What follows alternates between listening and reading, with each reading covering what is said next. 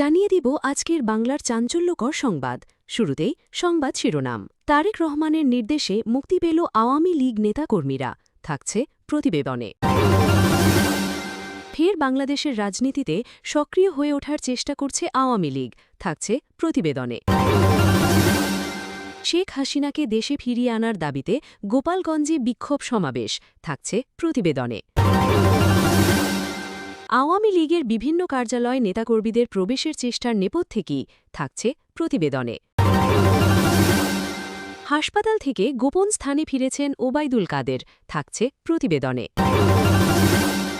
এনসিপির স্থানীয় নির্বাচনে প্রার্থী ঘোষণা কবে, জানালেন সার্জিস আলম, থাকছে প্রতিবেদনে। এতক্ষণ শুনতেছিলেন সংবাদ শিরোনাম, এবার বিস্তারিত। ফের বাংলাদেশের রাজনীতিতে সক্রিয় হয়ে ওঠার চেষ্টা করছে আওয়ামী লীগ।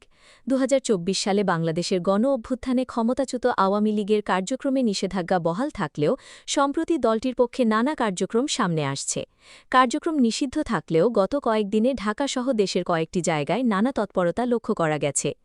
সেখানে কার্যক্রম নিষিদ্ধ থাকা দলটির নেতাকর্মীদের মিছিলসহ নানা কর্মসূচি পালনের পাশাপাশি সর্বশেষ গত শুক্রবার একটি দলটির কিছু নেতাকর্মীদের একটি শপথ গ্রহণ করতেও দেখা যায়। লক্ষ্মীপুর জেলার কমলনগরের একটি ইউনিয়ন আওয়ামী লীগ নেতাকর্মীদের এই কর্মসূচি পালনের বিষয়টি নিয়ে সামাজিক যোগাযোগ মাধ্যমেও নানা আলোচনা চলছে, যেখানে জুলাই গণ অভ্যুত্থানে ক্ষমতাচ্যুত প্রধানমন্ত্রী শেখ হাসিনাকে দেশে ফিরিয়ে আনতে শপথ নিতে দেখা গেছে দলটির নেতাকর্মীদের।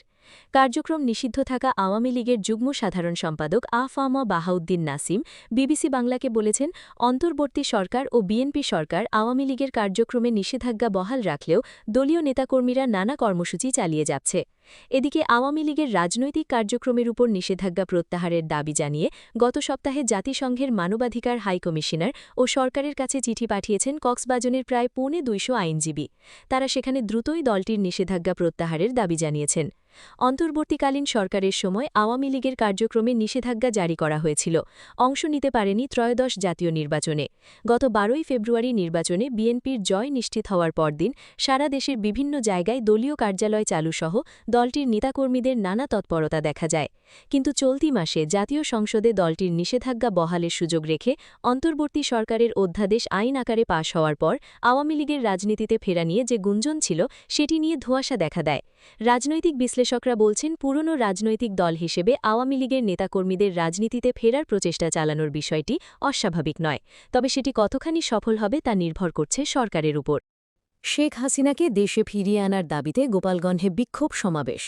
শেখ হাসিনাকে দেশে ফিরিয়ে এনে জাতীয় নির্বাচনের মাধ্যমে আবার প্রধানমন্ত্রী করার দাবিতে বিক্ষোভ মিছিল ও সমাবেশ করেছে গোপালগঞ্জ জেলা আওয়ামী লীগ।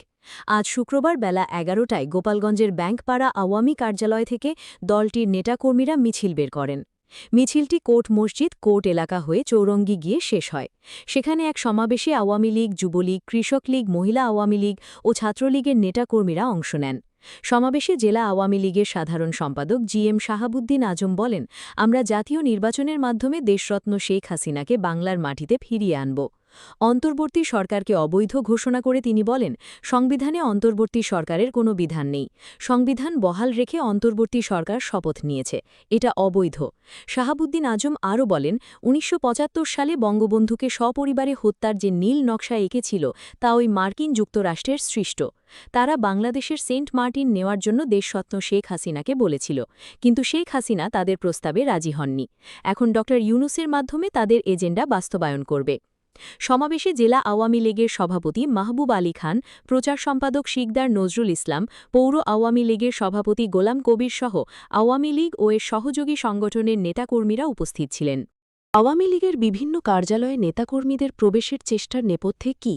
নির্বাচনের পর থেকেই বিভিন্ন জায়গায় আওয়ামী লীগের নেতাকর্মীরা দলীয় কার্যালয়ে প্রবেশের চেষ্টা করছেন বা তালা খুলে ভেতরে প্রবেশও করেছেন, এরকম খবর উঠে আসছে সংবাদ মাধ্যমে। দলের নির্দেশে নাকি ব্যক্তিগত উদ্যোগে কারা এ ধরনের তৎপরতা চালাচ্ছেন, নাকি এর পেছনে বিএনপি বা জামায়াত বা অন্য কারো সঙ্গে কোনো সমঝোতা আছে, এসব প্রশ্ন সামনে আসছে। অধ্যাপক মোহাম্মদ ইউনূসের অন্তর্বর্তী সরকারের সময় ২০২৪ সালের আগস্টে ক্ষমতাচ্যুত দলটির রাজনৈতিক কর্মকাণ্ড নিষিদ্ধ করা হয়েছিল এবং সেই কারণে তারা এই নির্বাচনেও অংশ নিতে পারেনি। তবে নির্বাচনের পরপরই নেতাকর্মীরা ঢাকাসহ বেশ কিছু জেলা ও উপজেলায় আওয়ামী লীগের দলীয় কার্যালয় খুলে প্রবেশ করেছে বা প্রবেশের চেষ্টা করেছে। আবার কিছু জায়গায় কার্যালয় খোলার পরপরই পাল্টা দখল ও হামলারও ঘটনা ঘটেছে। এ ধরনের তৎপরতার পেছনে কারণ কি তা নিয়ে প্রশ্ন তৈরি হয়েছে অনেকের মধ্যে। আত্মগোপনে থাকা দলটির কেন্দ্রীয় যুগ্ম সাধারণ সম্পাদক ম বাহাউদ্দিন নাসিম বলছেন, দলের কার্যালয় নিষিদ্ধ বা বাজেয়াপ্ত করা হয়নি বলে দলের নেতাকর্মী ও সমর্থকদের সেখানে যেতে বাধা নেই বলেই মনে করেন তারা। এখানে নির্দেশনা বা সমঝোতার কিছু নেই। কর্মী সমর্থকরা দলীয় কার্যালয়ে যাবে, এটাই স্বাভাবিক। ইউনূসের অবৈধ সরকারের বিদায়ের পর দেশের পরিস্থিতি স্বাভাবিক হবে এবং স্বাভাবিক রাজনৈতিক কর্মকাণ্ড সবার জন্য উন্মুক্ত হবে, এটা আশা করে তৃণমূলের কর্মী সমর্থকরা দলীয় কার্যালয়ে যাচ্ছে বা যেতে চাইছে, বিবিসি বাংলাকে বলছিলেন তিনি।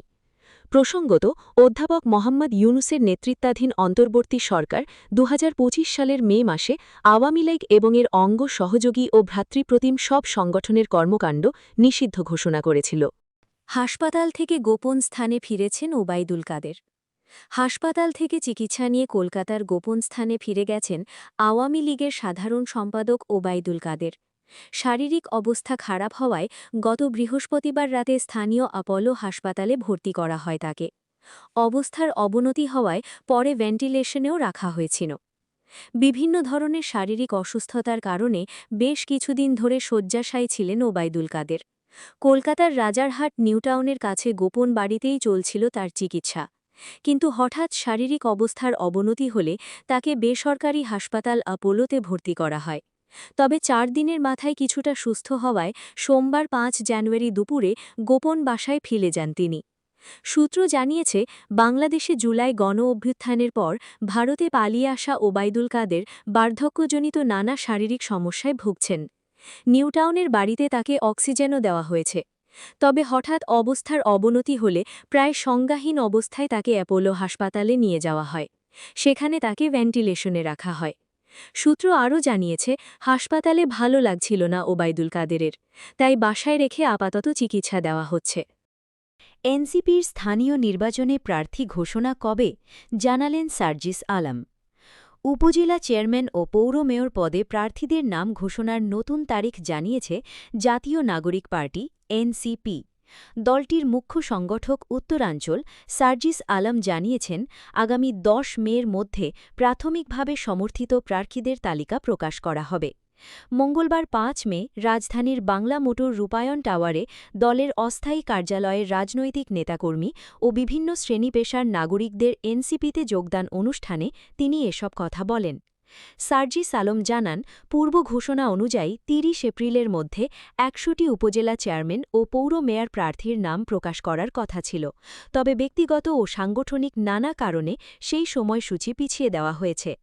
তিনি আরও বলেন, এছাড়া এই মাসের মধ্যেই ৭টি সিটি কর্পোরেশনে এনসিপি সমর্থিত মেয়র পদপ্রার্থীদের নাম আমরা ঘোষণা করব। এখন আমরা একটি ১১ দলীয় জোটে আছি, বিরোধী দল হিসেবে রাজনীতি করছি, সংসদে ভূমিকা পালন করছি, কিন্তু একই সাথে এনসিপি এককভাবে, সাংগঠনিকভাবে, রাজনৈতিকভাবে শক্তিশালী হিসেবে গড়ে ওঠার যে প্রক্রিয়া, আমরা সেই প্রক্রিয়াতে কাজ করছি এবং এই কারণে আমরা এখন এককভাবে প্রত্যেকটি জায়গায় স্থানীয় নির্বাচনে এনসিপির প্রার্থী ঘোষণা করব। সার্জিস আলম বলেন, বিএনপির পক্ষ থেকে আবার স্থানীয় সরকার নির্বাচন পিছিয়ে ২০২৭ সালের ডিসেম্বরে নেওয়ার পরিকল্পনা করা হচ্ছে। তারা ইতোমধ্যে জেলা পরিষদ এবং সিটি কর্পোরেশনে প্রশাসক বসিয়েছে।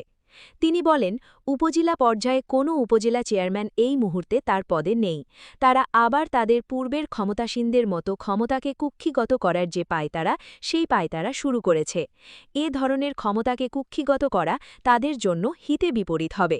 এজন্য আমরা আহ্বান করব, সিটি কর্পোরেশন এবং উপজেলা ও পৌরসভা নির্বাচন এ বছরের মধ্যেই দিতে হবে।